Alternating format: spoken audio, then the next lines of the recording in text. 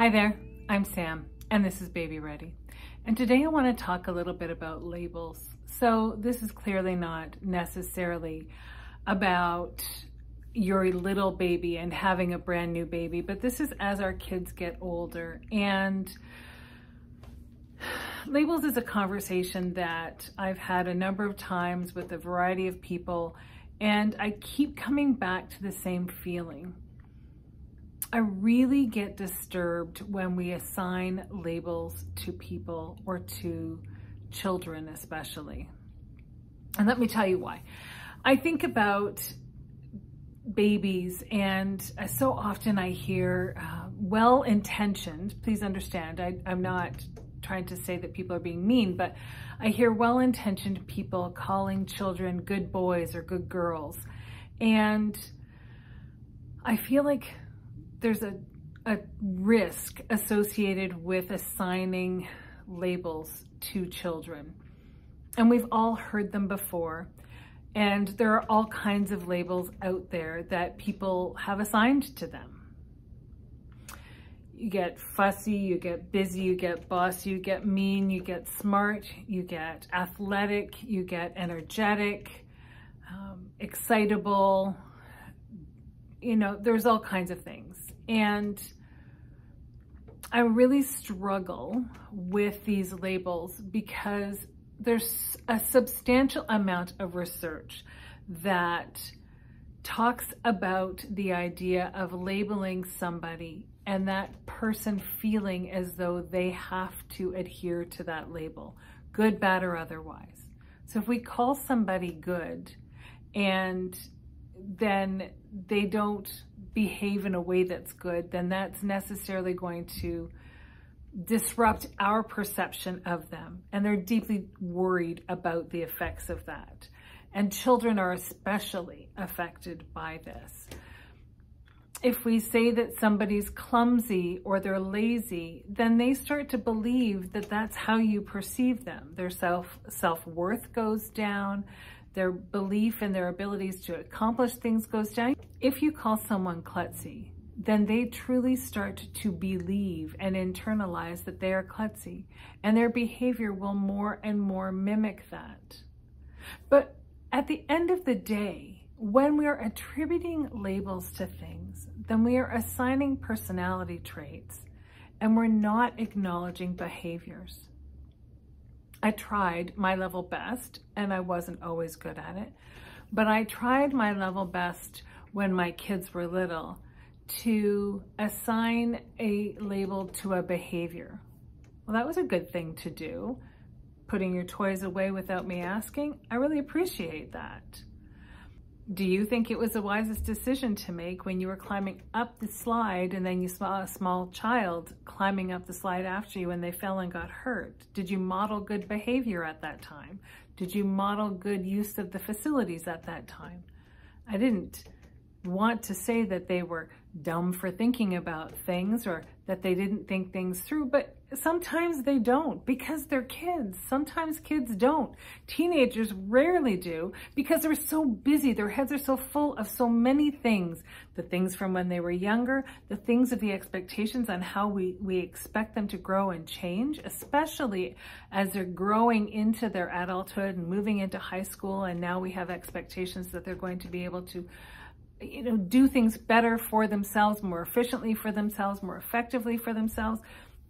And then their hormones jump in and make them more fatigued and make them want to be more with their friends than with us. And they pull away so that they can start to build their own personality and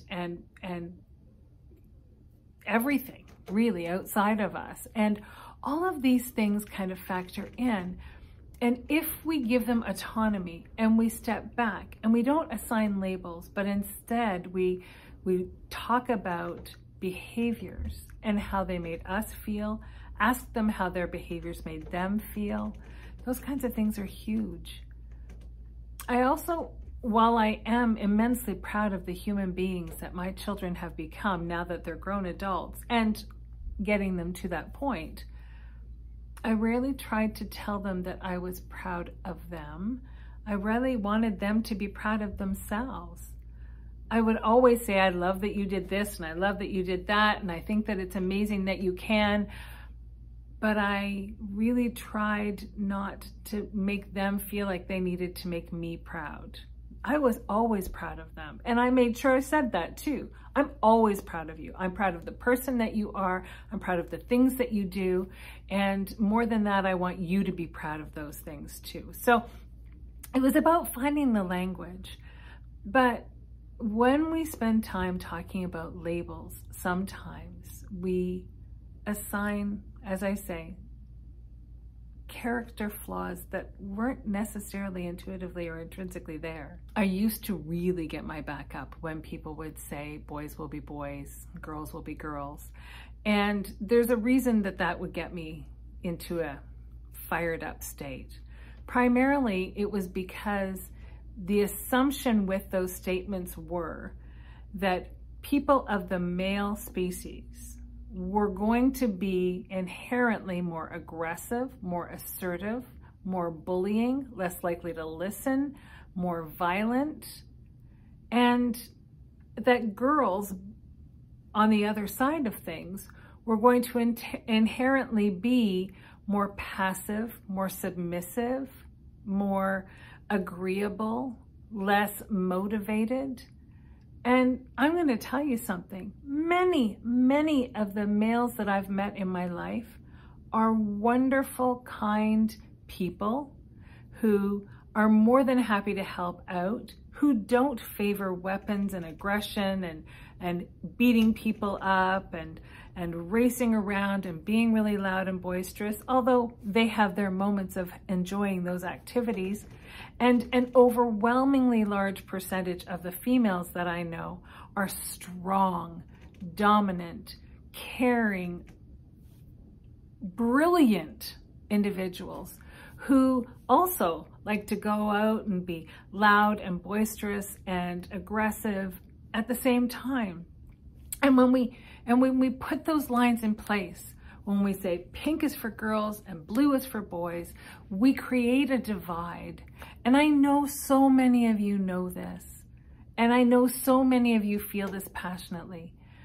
But labels fall into that category too. It's really important to just let your children grow and blossom into the people that they want to be. If they all want to paint their fingernails bright pink for grade 1, then why not? And if they all want to study home economics in high school, so be it. That puts them on a great path for being able to look after themselves. And if they all want to work in an environment where they can help and support other people, then that makes them nurturing, caring individuals. That's a wonderful gift for them to hold. But I don't want them to feel like they're expected to be anything other than human beings who learn from the things that they do, both good and bad, and that life has consequences, but it also has gifts of opportunity. So please, take some time, give some thought to the different labels that we use and that perhaps you have thought about assigning to your child. I'm sure your child is a wonderful, precious, perfect individual. And I don't want to see them pigeonholed into any kind of a category just because that's the label that seems to fit one of their behaviors or one of their actions. Another key point that I really truly want to make sure that I spend a couple of minutes addressing and hanging my hat on is being conscious of using labels that may make your child feel as though you're gender biased. Don't call your little boy a sissy. Don't call your little girl a tomboy. Let them make the determinations for themselves how they feel. And if your little boy wants to wear pink gumshoes to daycare, then that's okay, especially if they want to wear it with a matching tutu, because that's an outfit.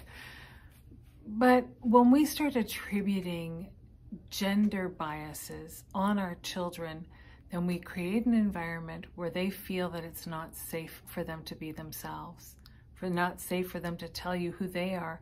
And you truly may not even care whether or not your child is gay or straight or transgender or anything else. when we talk about a child's behavior in terms of gender or how they are acting is not appropriate for the sex that they were born, then that makes them just feel insecure.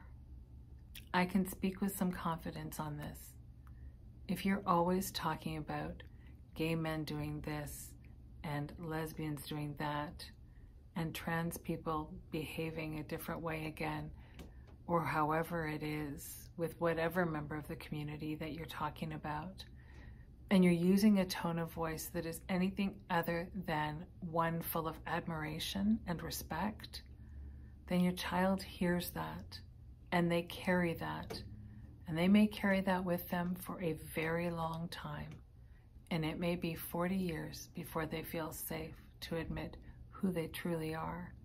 And that's a whole lifetime that they've lived without the opportunity to have the support that you would want to give them, but they didn't feel that you necessarily understood or respected or felt that you could support them in. So be very careful with the language that you use. And I recognize that a significant percentage of the people who may watch this video may very well be members of the LGBTQ+ community. And I'm sure that some of you recognize that story, that idea that you can't be who you truly are or couldn't be who you truly are because you didn't feel that you would get the love and respect and support that you needed from your parents throughout your life without them necessarily meaning to shut those doors on you because of the little comments that they made, the little labels that they put on things. So they can really, truly, deeply hurt, and they can leave scars that last a lifetime. That said, as I say, your children are wonderful individuals, so just support them in that. Talk about what you love about them, but make it about their behaviors and not about their personality or about their actions or the things that they did in terms of a label. Label their behavior and fill your heart with your time with them. This is a very opinionated post, and I get that. And I'm allowed to have that. It's my channel, I suppose, but I don't mean to offend anyone. I just want to give you some food for thought. Have a wonderful day. Enjoy the sunshine. It's getting warmer out there, and I'll talk to you soon.